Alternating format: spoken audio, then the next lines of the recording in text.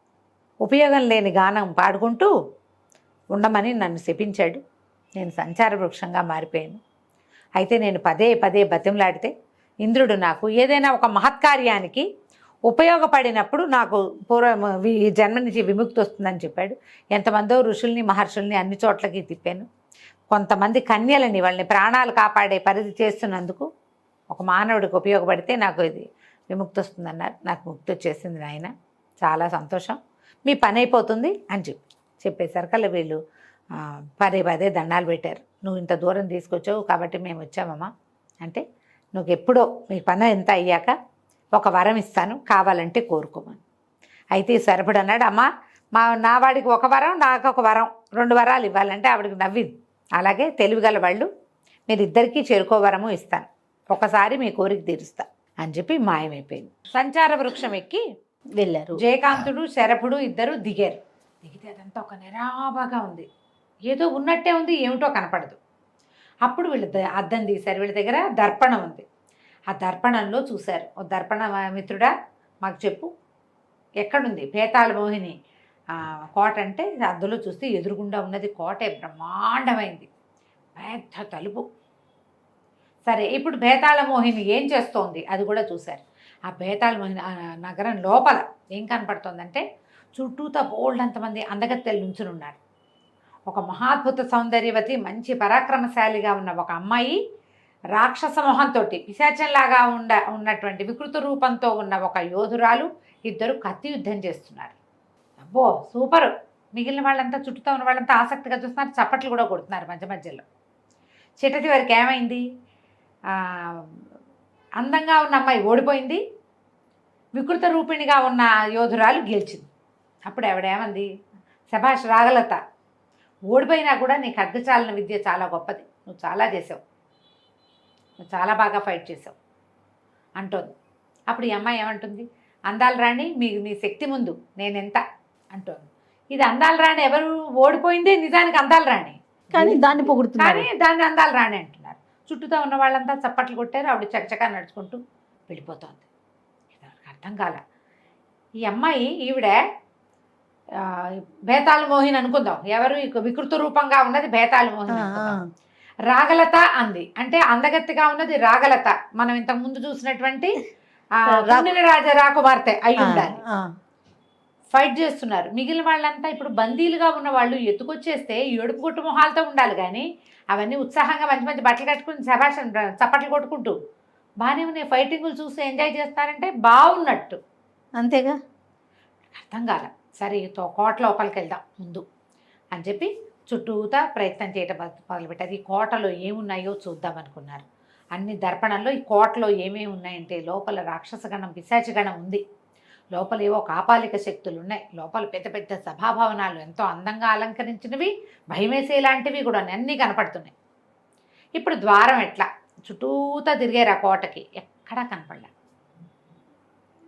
ఇప్పుడు లోపలికి వెళ్ళటానికి ద్వారం కూడా దర్పణం సహాయం చేస్తుంది అన్నారు కదా, సిద్ధేంద్ర ఋషి గారు ఇచ్చినటువంటి ఆ మంత్రాన్ని చదువుకుని అందులో చూశారు.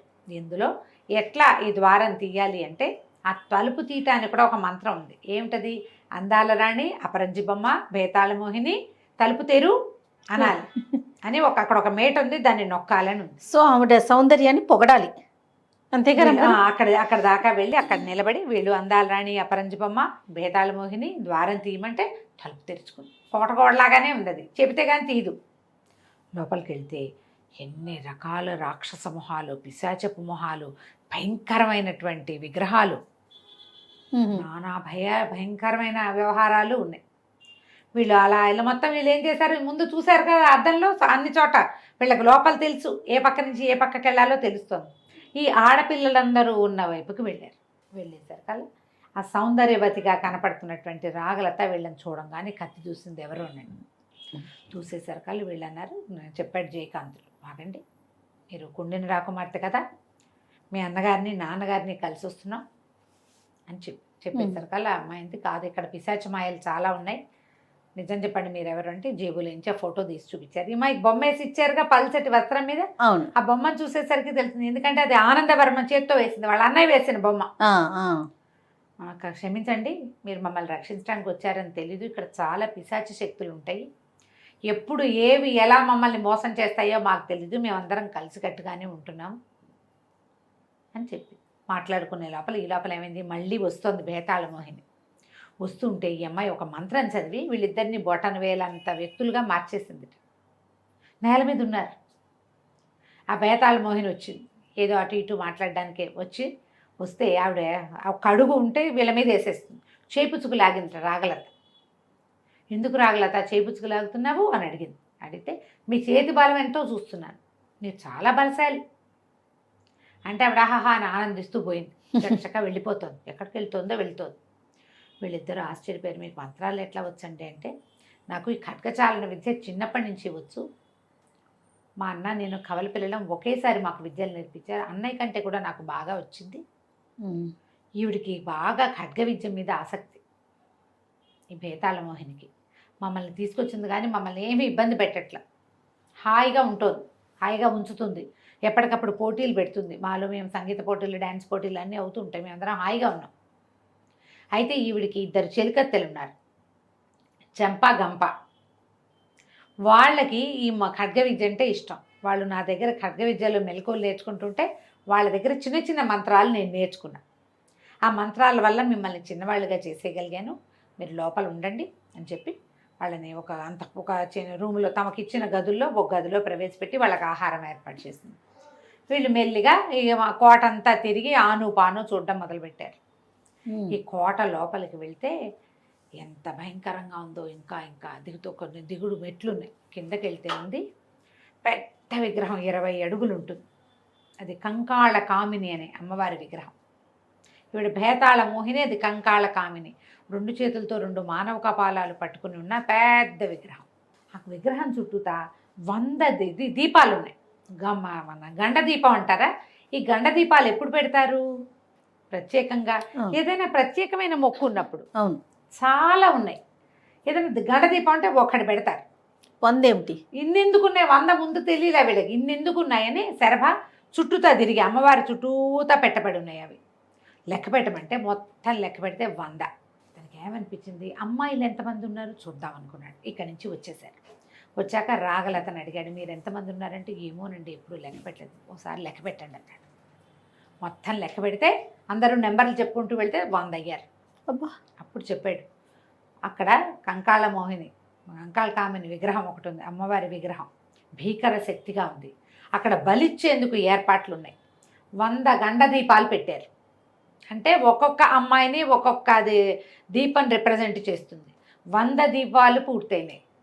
ఏదో ఒక ముహూర్తంలో బహుశా మిమ్మల్ని బలివ్వడానికి తెచ్చింది. ఎందుకు బలిస్తోంది, ఏనాడు బలిస్తుంది, అది ఎప్పుడో తెలుసుకోవాలంటే ఉనికిపోయారు వీళ్ళు. ముందంతా భయం వేసింది. కానీ ఇక్కడికి వచ్చాక తమలాంటి వాళ్ళే అందగత్తెలుండి, చక్కగా అంతఃపురంలాగా ఉండి, ఆడుకునేందుకు వీలుగా ఉండి, కబులు చెప్పుకునేందుకు మనుషులుండి, శుభ్రమైన తిండి, అలంకరణ సామాగ్రి, నాట్యాలు, కత్తి యుద్ధాలు అన్నీ ఉంటే చచ్చిపోతామని భయమేలా. ఇప్పుడు అర్థమైంది ఏం జరగబోతోంది అని. ఉనికి చచ్చిపోయారు. ఏం చేయాలి ఇప్పుడు, అసలు ఇదేం జరుగుతుంది? ఇప్పుడు ఇతను ఏమన్నాడు, మీకు 2 ఉన్నారు కదా చెంప గంప, వాళ్ళని కనుక్కుందాం. ముందు అసలు ఈ అమ్మాయి ఎక్కడుందో చూడాలి. ఈవిడ ఏం చేస్తోంది, మిమ్మల్ని ఇక్కడ దింపింది ఒక్కొక్కళ్ళని. తర్వాత తను ఏం చేస్తోంది తీరా సరే మన దగ్గర అద్దం ఉందని ఆ అద్దంలో చూస్తే ఈ అమ్మాయి, ఈ బేతాళ మోహిని అమ్మాయి అనకూడదు, ఈ మంత్రగత్తె ఒక శిథిల గృహంలో ఉంది. ఆ శిథిల గృహంలో ఒక వ్యక్తి ఎవరో ఇట్లాగా గొలుసులతోటి కట్టివేయబడి ఉన్నాడు. ఆయన మహాపురుషుడిలాగా కనపడుతున్నాడు. చాలా పెద్ద భారీకాయుడు, కానీ ఒంటి మీద బట్టలన్నీ చీకిపోయి వీపు మీద వాతలు తేలి నెత్తురు తట్లుగా ఉండి అలా ఉన్న ఒక స్వరూపంలో ఉన్న ఒక యువకుడు. ఆయన యువకుడు అంటే మిడిల్ ఏజ్ అనుకో, ఒక 40 years ఉంటాయి. మహాపురుష లక్షణాలు ఉన్నాయి, కానీ ఓపికగా లేడు. బాగా దెబ్బలు తిని అలసిపోయినట్టున్నాడు. అతని ముందు ఈ మెడ నిలబడి ఉంది బేతాళ మోహిని. ఇప్పుడైనా ఒప్పుకో, నన్ను పెళ్లి చేసుకో అని అడుగుతోంది. ఆయన అన్నాడు, నువ్వు ఏం చేసినా సరే నేను పెళ్లి చేసుకోను. అంటే ఏమీ లేదు, ఇంకొక 4 రోజుల్లో నీకు కావలసినంత అందంగా మారిపోతాను నేను. నీకు ఎంత అందంగా కావాలో అంత అందంగా, 4 రోజులు. ఈ 4 రోజుల తర్వాత ఏమవుతాం అంటే నేను సౌందర్యవతిగా మారిపోతాను అని చెప్తోంది. వీళ్ళకి ఏమర్థమైంది, ఓహో 4 రోజుల్లో ఏదో చేయబోతోంది. ముందు ఈయనెవరు, ఈయన్ని ఎందుకు కట్టేసింది, ఈవిడ పెళ్లి చేసుకోవాలని ఎందుకు అనుకుంటుంది, మంత్రగతికి ఈ పెళ్లి గోలేమిటి, 4 రోజుల తర్వాత వీళ్ళందరినీ బలిస్తే ఆవిడేమైనా అందంగా మారిపోతుంది. అందుకేనా 4 ఆడపిల్లలుంటే అందులో ఉన్న ఒక అందగత్తెని తెచ్చింది. అక్కడ ఉన్న అమ్మాయిలకి తెలీదు, ఈ అబ్బాయిలిద్దరికీ తెలుసు. ఎందుకంటే ప్రతి చోట నుంచి ఆవిడ ఏం చేసింది, పిక్ చేసినట్టు బ్యూటిఫుల్ గర్ల్స్నే తీసుకొచ్చింది. అక్కడ ఉన్న 100 మంది అమ్మాయిలు ఒకళ్ళని మించి ఉన్న ఒకళ్ళ సౌందర్యవతులు. ఒక పిల్లని తీసి పక్కన పెట్టడానికి లేదు, రంగు తక్కువ లేదు, రూపు తక్కువ లేదు, అందం తక్కువ లేదు. ప్రతి వాళ్ళు ఆ పద్మిని జాతి స్త్రీ లక్షణాలు ఉన్న పిల్లలే వాళ్ళు. సరే తెలిసిపోయింది వీళ్ళకి, ఇది చేస్తుంది 4 రోజుల్లో జరగబోతోంది. ఇంతలో ఏమైంది, ఈ చెంప గంప వాళ్ళిద్దరికీ ఇది వీళ్ళెవరో 2 కుర్రాళ్ళని తెచ్చి ఇక్కడ పెట్టారని తెలిసిపోయింది. అయ్యో, పట్టేశారు వాళ్ళు. పట్టేస్తే రాగలత వాళ్ళని బెదిరించేసింది.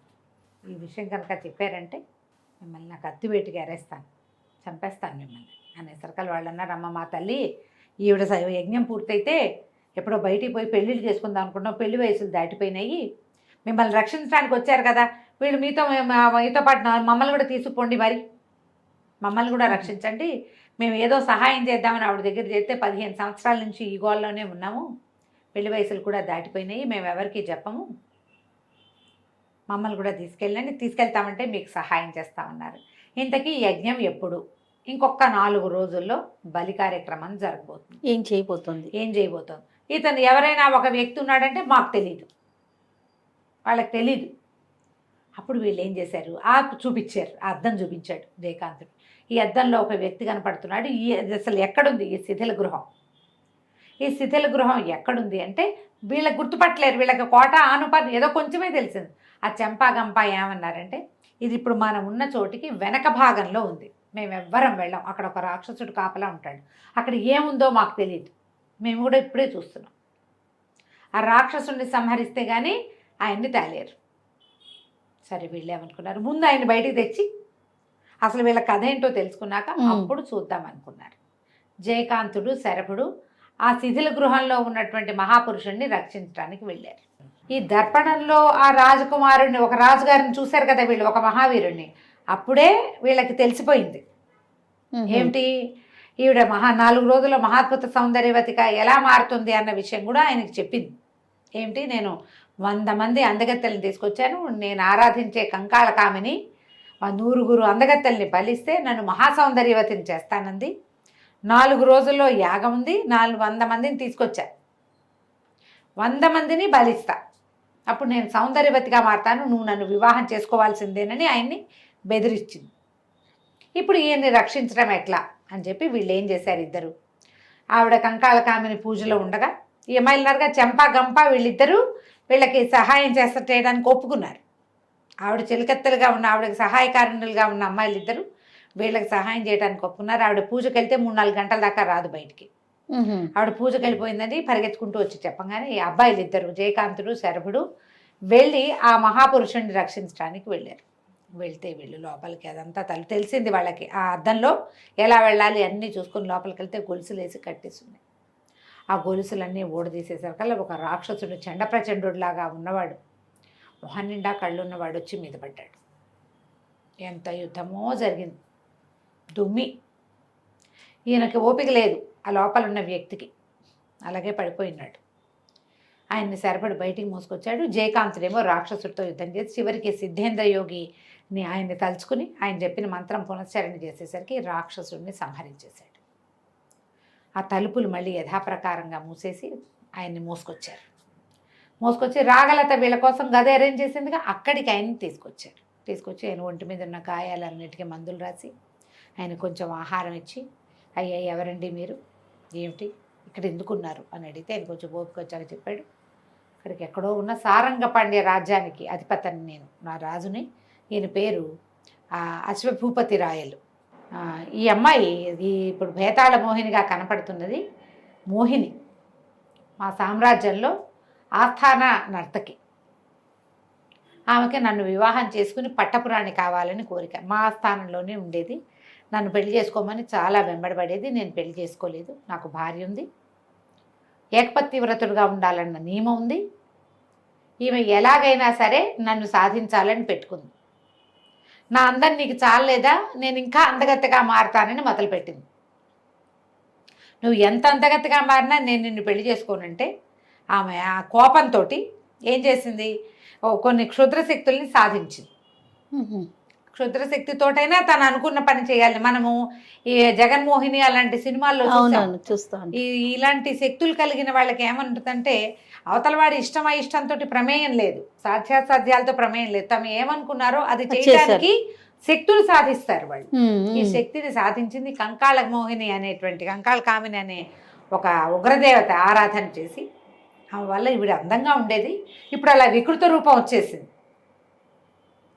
అయితే ఎప్పుడో ఆ కంకాళ కామిని ఈమెకి ఏం వరం ఇచ్చింది, 100 మంది సౌందర్యవతులైన కన్యల్ని నాకు బలివ్వు, నేను సౌందర్యవతిని చేస్తానంది. నాతో వివాహం కోసం సౌందర్యవతిగా మారాలని పెట్టుకుంది. అందుకని ఎంతసేపు అందాల రాణి అని పిలిపించుకుంటుంది. అందరూ అందాల రాణి అనే పిలుస్తారు. అందాల రాణి, అపరంజి బొమ్మ. ఆఖరికి ఆ తలుపులు తెలుసుకోవడానికి కూడా అదే, తన అందాల రాణిని కావాలని కోరిక. నా భార్య నా తల్లిదండ్రులు చూస్తుండగానే నన్ను మాయం చేసి తీసుకొచ్చేసింది. అప్పటి నుంచి పరిపరి విధాలుగా ప్రార్థించింది, బెదిరించింది. నేను లొంగలేదని ఆ రాక్షసుడికి అప్పచెప్పింది. వాడు నన్ను చావగొడతాడు ఎప్పటికప్పుడు. వచ్చి ఓ వారం రోజులకు సరిపడా ఫుడ్ ఏదో పట్టుకొస్తుంది. నేను ఆహారం తిని పళ్ళు దాచుకుని దాంతో బతికుంటున్నా. నన్ను కాలు కట్టేసి ఉంచుతారు. బయటికి వెళ్ళే అవకాశం లేదు. ఎందుకంటే పిశాచి శక్తులు కూడా కొన్ని కాపలా ఉన్నాయి. ఇవాళ మీరు వచ్చి నన్ను రక్షించారు నాయన. 4 రోజుల్లో యజ్ఞం చేయబోతోంది. 100 మంది అమ్మాయిల్ని బలిస్తున్నాను. కానీ అమ్మాయిలంతా వణికిపోతున్నారు. ఇంకేముంది, వచ్చేసింది. 4 రోజులు అని చెప్పి 1 రోజు అయిపోయింది. అంటే 3 రోజుల్లో. అయితే ఏమైంది, ఈ చంపా గంప అన్నారు. ఒక ఐడియా ఉంది. ఈ బలిచ్చే వాళ్ళలో ఎవరికైనా దెబ్బ తగిలితే బలివ్వరు. ఎవరికైనా రక్తం రావాలి, ఎక్కడైనా వేలు తెగటము ఏదైనా అవ్వాలంటే రాగలతే వేలు కోసుకుంది. ఈ లోపల ఈయనకేమో ఈ అశ్వపతి రాయలకి చంపా గంప చక్కగా అవి ఇవి మందులు తెచ్చి వైద్యం చేశారు. మంత్రపూతమైన కొన్ని క్రీములు లాంటివి రాసి ఆయనకి పుష్కలంగా ఆహారం అందించి ఆయన ఓపిక బలము వచ్చేలాగా చేయటం మొదలెట్టారు. 2వ రోజుకి ఇంకొక రోజు గడిచేసరికి చంపా గంప వెళ్ళి ఆవిడకి చెప్పారు, భేతాళ మోహినికి. రాగలతకి చేతిలో నుంచి కత్తి జారిపడి పిడి తగిలి వేలు వాచిపోయింది, నెత్తురు వచ్చేసింది, వేలు తెగిపోయింది అని. ఆవిడ వచ్చి చూసింది. అరే బలి ఆగిపోతుంది అని భయం వేసింది. టోటల్ బలి ఆగిపోతుంది. ఈ అమ్మాయిని ఆపుతారా? 100 మందిని ఓసారి ఇవ్వాలి. అందులో ఓ అమ్మాయికి దెబ్బ తగిలితే పనికిరాదు. అన్ని సర్వలక్షణ సముపేతంగా ఉండాలి. ఇందులో మళ్ళీ వీళ్ళందరినీ ఏమడిగింది, నువ్వు ఇష్ట ప్రకారమే వస్తున్నావు కదా అని. అదేమిటంటే కంకాళము కామిని ఏం చెప్పిందట, వాళ్ళు స్వయంగా ఒప్పుకొని రావాలి నీతోటి ఇక్కడికి. అందుకని అందరినీ ఒప్పించి తీసుకొచ్చింది అనమాట. ఆ మాట కూడా ఈ రాజుకి చెప్పింది. అశ్వపతి రాయలకి భేతాళ మోహిని చెప్పింది. అందరూ ఒప్పుకునే వచ్చారు. అవును, నేను నా ఇష్టపూర్తిగా నేను దింపుతున్నాను అనగానే తీసుకొచ్చేసింది. అట్లా ఒప్పించి తెచ్చింది 100 మందిని. ఒక పూటంతా అటు ఇటు తిరిగింది. అయ్యో బలి ఆగిపోతుంది, నెల దాకా మళ్ళీ ఈ ముహూర్తం రాదు, పౌర్ణమి రాదని. కానీ ఆ పూట సాయంకాలం నేను ఇప్పుడే వస్తాను వేరే పని మీద వస్తున్నానని వెళ్ళిపోయి. ఇంకొక రోజు రేపు బలనగా ఇవాళ పొద్దునకి ఒక మహాద్భుత సౌందర్యవతిని తీసుకుని వచ్చేసింది. రాగలతను పక్కకు పెట్టి రాగలత బదులు దీన్ని బలిస్తుంది. పైగా ఆవిడకి రాగలత అంటే ఇష్టం. కత్యుద్ధం చేసుకోవడానికి సమౌజ్జిగా ఉంది. ఈసారి తెచ్చింది ఎవరో కాదు, వీళ్ళు వదిలిపెట్టి వచ్చిన మదనమంజరి రాజకుమార్తె, ఈ జయకాంతుడి ప్రేయసి. ఆ అమ్మాయిని తెచ్చి ఈ గుంపులో దిగబెడిచింది. ఈ అమ్మాయి కూడా పరిచయం చేయండి అని చంపా గంపాకి చెప్పింది. ఆ అమ్మాయి అటు ఇటు బిత్తర చూపులు చూస్తూ అక్కడ జయకాంతుడు కనపడేసరికి ఒక ఎగురులో వచ్చి కావలించుకుంది. నువ్వు ఇక్కడ ఎట్లా ఉన్నావు, వీడెవరో ఎత్తుకొచ్చేసింది నన్ను అని. ఈ రాగలతకి ఇప్పుడు అర్థమైంది. ఈ వారం నుంచి ఈ కుర్రాడి మీద మనసుగా ఉంది, ఇంత సాహసి మీద. కానీ ఎప్పుడైతే ఈ అమ్మాయి అతన్ని కావలించుకుందో, అమ్మ వీళ్ళిద్దరి మధ్య ఏదో ఉంది, ఇక మనకు సాగదని పాపం ఊరుకుంది, ఇంకేం అనలేకపోయింది. కానీ ఇక్కడి నుంచి బయటపడడానికి వీడే దారి. అంతే. సరే ఏదో ఒకటి చేద్దామని ఆలోచించుకున్నారు. ఈ అశ్వపతి రాయలకి బాగా ఓపిక వచ్చింది. 3 రోజులు. సహజంగా ఆయన బలశాలి బాగా. పైగా వీళ్ళు ఈ మంత్రంతో చేసినటువంటి మందుల వల్ల కొన్ని రకాల లేపనాలతోటి బాగా ఓపిక వచ్చింది. ఎక్కడుందో చూడండి, చంపేద్దామన్నాడు. సరిగ్గా బలి నిర్వహించే సమయం దగ్గర పడింది. ఇంకా అమ్మాయిల్ని పిలవల. కానీ ఆవిడ లోపల కిందుంటే వీళ్ళందరూ నడుచుకుంటూ వెళ్ళారు. శబ్దం కాకుండా కామ్గా వెళ్ళారు. వెళ్ళేసరికి ఆవిడేమో దేవత ముందు కూర్చొని అమ్మవారి పెద్ద విగ్రహం చూస్తే ఉనికిపోయేలాగా ఉంది. 20 అడుగుల జేజి ఇంత నాలిక బయటికి చాపి కపాలాలు పట్టుకుని కత్తులు డాళ్లతోటి ఇంతంత కళ్ళు బడి చక్రాలలే. భయమేదు మరి ఉనికిపోతున్నారు ఎవరిదారిన వాళ్ళు, ఏమైపోతుందోనండి. కూర్చుని పద్మాసనంలో కూర్చునుంది. దాని అమ్మవారి ఎదురుకుండా ఒక పెద్ద హోమగుండం, పక్కన బ్రహ్మాండమైన ఖడ్గం, గండ దీపాలన్నీ ఉజ్వలంగా వెలుగుతున్నాయి. నిశ్శబ్దంగా వెళ్ళారు లోపలికి. వెళ్ళేసరికి చంపాగంప ఏం చెప్పారంటే, ముందు తీసేయాలి మంత్రదండమే ఆమె శక్తి, తీసేసుకోండి మంత్రదండం అనగానే రాగలత కామ్గా నిశ్శబ్దంగా వెళ్ళి మన దండం పట్టుకొచ్చింది. ఎప్పుడైతే దండం మనుషుల చేతుల్లోకి వెళ్ళిందో వెంటనే ఈవిడికి తెలిసిపోయింది బేతాళమోహినికి. రాగలత నా ఇచ్చే నా దండం అని గట్టిగా కేకలు పెట్టేసరికల్లా జయకాంతుడు వచ్చాడు. మంత్రదండం ఎందుకు, నువ్వు నేను చేద్దాం కత్తి యుద్ధం, నాతో యుద్ధం చేసి గెలిచి అప్పుడు నువ్వు వీళ్ళందరినీ బలిద్దు కానీ మహాద్భుత సౌందర్యవతిగా మారిపోవచ్చు అంటే ఆవిడ విజృంభించి మీద పడింది. ఏం చేసేది, ఒక మంత్రం పునశ్చరణ చేసేసరికి ఒక యక్షిణి ఆమెలోకి ప్రవేశించింది. ఆ యక్షిణి ఈ మంత్రదండంలో ఉండేది. ఇక విపరీతంగా యుద్ధం జరిగింది. ఎంత కొట్టేసుకుంటున్నారో కత్తులతోటి. ఆమె లొంగటాల ఎక్కడ ఇతనికి చాలా గట్టివాడు జయకాంతుడు, అయినా కూడా లొంగటాల. ఇది మానవ శక్తి, అదేమో యక్షిణి శక్తి. ఎప్పుడైతే ఈ చంపాకంప కేకలు పెట్టారు, రాగలత హోంకొండల్లో పడేసేయి మంత్రదండాన్ని, పడేస్తే యక్షిని వెళ్ళిపోతుంది. యక్షి వెళ్ళిపోయాక ఈమెను సంహరించడం సులువు. బేతాళమోహిని రాగలత లాంటిదే, రాగలతను మించింది కాదు. రాగలతను మించలా. ఆమెలో ఉన్న ఆ మంత్రశక్తి వల్ల రాగలతను గెలవగలుగుతోంది ప్రతిసారి. మంత్రం పోతే రాగలత విజృంభిస్తే బేతాళమోహిని లొంగిపోవాల్సిందే. రాగలత కంటే ఇంకా పైమెట్టువాడు జయకాంతుడు. ఓహో, మగవాడు కదా. అదేలేండి. స్త్రీ బలం కంటే పురుష బలం కత్తి యుద్ధాల్లో ఒక రవ ఎక్కువ, ఒక్క గీట ఎక్కువే ఉంటుంది. జబ్బల్లో శక్తి ఎక్కువ ఉంటుంది. మగవాడు ఆమె కంటే ఇంకా సమున్నతాకారుడు. ఈ తేడాలు ఉంటాయి ఎప్పుడు. అదేలేండి. అయితే రాగలత భయమేసింది కానీ ఏం చేసింది, విసిరేసింది మంత్రదండ. ఆ ముందు ఒక హోమగుండం పెట్టుంది కదా అమ్మవారి ముందు, అందులో పడి పెళ్ళమని విరిగిపోయింది. విరిగిపోవటం అంటే ఒక్కసారి ఈమెలో ఉన్నటువంటి శక్తి బయటికి వెళ్ళిపోయింది. ఆ యక్షశక్తి బయటికి వెళ్ళంగానే ఇంతలో ఏమైంది, ఆమె ఆఖరి దెబ్బకి జయకాంతుడు పడిపోయాడు. కానీ ఈయనున్నాడు కదా రాయల్ గారు, రాజు, అతను అశ్వపతి రాయల్, అతను కత్తి తీసుకుని మీదకి వచ్చి ఈ అమ్మాయి మీద ఫైట్ చేసి ఆ తలని ఆ హోమకుండంలో పడేలాగా ఎగరగొట్టేశాడు. ఎప్పుడైతే ఈ వేతాళమోహిని తల అందులో పడిపోయిందో, శరీరం ఒక పక్క పడింది, తల అందులో పడిపోగానే ఈ పెద్దగా ఇంత విగ్రహం ఉంది కదా 20 అడుగులది విగ్రహం బద్దలైపోయింది టమామని పెద్ద మోతతోటి. అసలు విగ్రహం లేదు ఇంకా, ఎందుకంటే ఈమె ఏర్పరచుకున్నటువంటి దైవశక్తి క్షుద్రశక్తి అది. అమ్మవారు ఆ స్వరూపంలో దొరికింది ఆమెకి. ఓకే, ఆ మొత్తం పగిలిపోయింది. గండ దీపాలన్నీ చెల్లా చెదరైపోయినాయి. అన్ని దీపాలు పక్కకు పడిపోయింది. అంతకుముందు వీళ్ళు ఉన్నారు కదా, వాళ్ళ కోసం అవి నిలబెట్టున్నాయి. ఈ మొత్తం అంతా చెల్లా చెదరు చేసి ఈ పిశాచ గణాలు అవి ఇవి అన్నీ కూడా కీబాయని అరుచుకుంటూ పారిపోయినాయి అన్నీ. అంతకుముందు బోళ్ళని శక్తులు ఉన్నాయి లోపల. ఈమె ఆవాహన చేసి పెట్టుకున్నాను. వీళ్ళందరూ బయటకు వచ్చేసారు.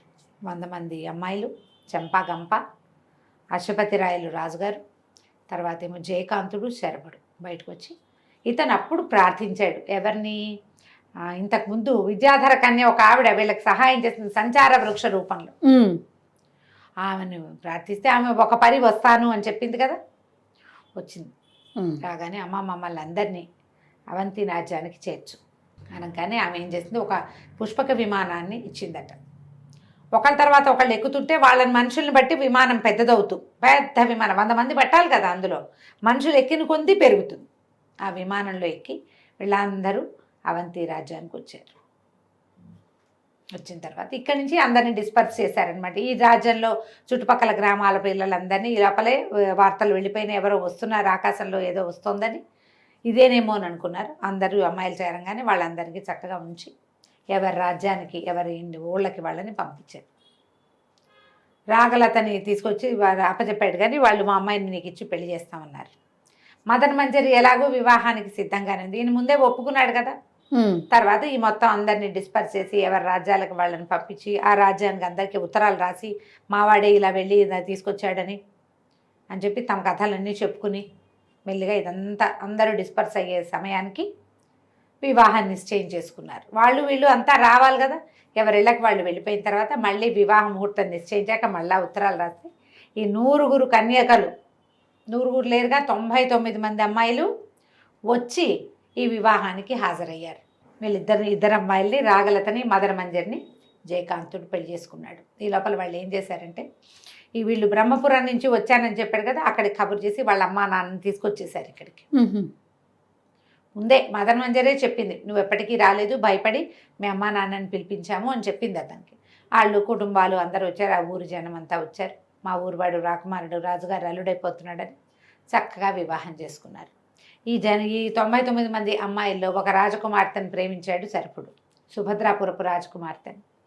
ఆ అమ్మాయిని ఇచ్చి అతనికి వివాహం చేశారు. జయకాంతుడే ఈ రాజ్యానికి రాజయ్యాడు. శరభుడు మంత్రిగా ఎంతో కాలం రాజ్యం చేశారు. 2 రాజకుమార్తెల్ని పెళ్లి చేసుకుని సంతోషంగా ఉన్నాడు. ఇతనినే మొదట వీళ్ళు ఏమనుకున్నారు, జిత్తులు మారి అనుకున్నారు. అవును, ప్రజలు వీడు ఏదో అమ్మాయికి ఎరేసి ఈ మాట చెప్పాడని.